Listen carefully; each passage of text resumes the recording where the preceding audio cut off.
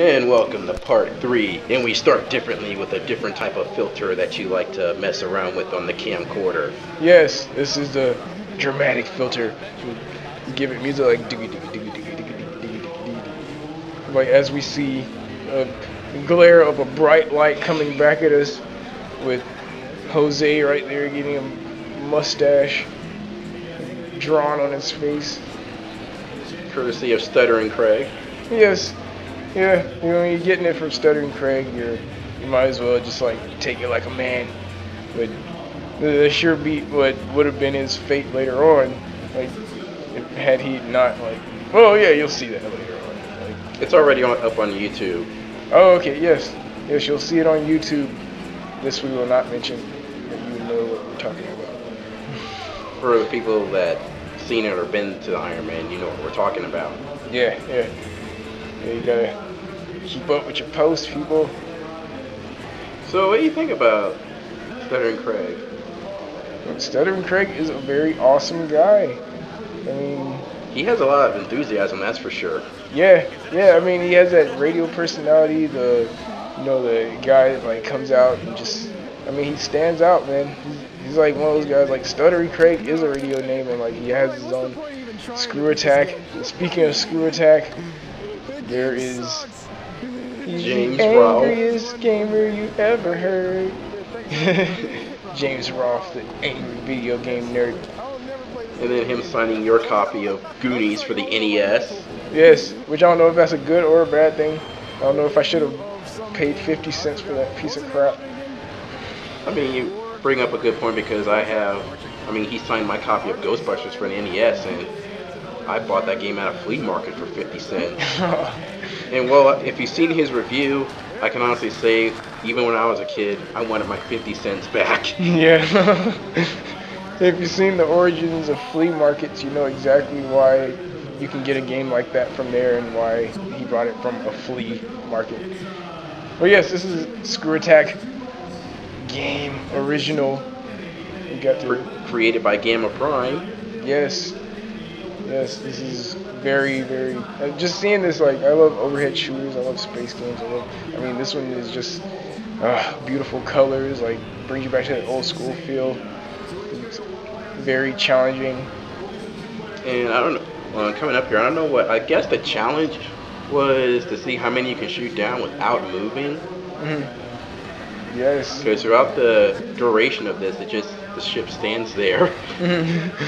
Yeah, it seems like the whole time you're just right there, just taking the hits, just being. Yeah, look, hits are bouncing off the screen and he's taking it. There's no straight shots that just bounce right back at him. Pong with space aliens. Yeah. Someone was, when they were creating this, they were thinking Pong, but challenging. That is challenging though, because I haven't played a over-the-head shooter in which the weapons do bounce off the size of the screen. Yeah, me either. It's very atmospheric, dare I say, environments. Dare I say, original? Ah, yes, something some people are afraid of, but not I. I take on all comers. I take on all challengers. Or whichever one. And then this part. Then the boss, but I can't move. Aww. Great. Game over. And title screen. Game over, yeah. Sorry, folks, I'm sick here. Yeah.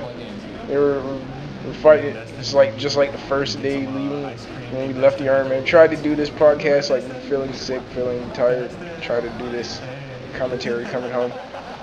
And yes, you're now seeing Jose El Mexicano on the microphone, and you got Ben on the end. For those of you that don't know, they're former Screw Attack interns that are now officially members of the Screw Attack family. I guess they're getting paid. I don't know, money-wise. But those are nice little. I'm not sure if we're at that part yet because once again the video's on mute while we're recording this. But there was a part where Ben tells Because Jose complained about how he couldn't find the B trigger on the Wii mode, and then Ben responded by saying, "Yeah, well, I don't own a PS3, but I know what R2 is." Yeah. That was a jab. That was as much of a jab as the A button on the regular Nintendo. Back when you were playing Double Dragon. Wait, he's trying to get the mic from him. He just can't grasp the mic. He's okay, give it to me. I'm gonna try to redeem this conversation. Yeah, man. For people who haven't seen Jose in real life, he is tall. Yeah, he is a mountain of a man. He could like clothesline you into like oblivion. That is if he was a wrestler. He's like the nicest guy, awesome guy. Just don't play him in Call of Duty 4. Yes. He will own you in Call of Duty 4. He will teabag you like there's no tomorrow. Yeah. And he will kill you with his frustration if he loses. Should we? Because you know what, that did bring him a good moment. Because somebody did like one up him in Call of Duty 4, and then he just walked out really PO'd. Yeah, he was like, this should never happen. This is not supposed to happen. It was a fluke. But that's what the Iron Man teaches you. Like, you can be like awesome at something at home, but once you go into the outside world, and for gamers, there is an outside world. Once you go to that world, you see there's always somebody one step ahead of you. I've accepted that. I wonder if this is the part now where Ben goes on a tirade against Sony. Yeah, this is it, because I can't hear it, but it looks like he's holding the mic for a long time and saying a lot of stuff. So I'm pretty sure he's going on that rant about Sony being like, yeah, yeah, this is it.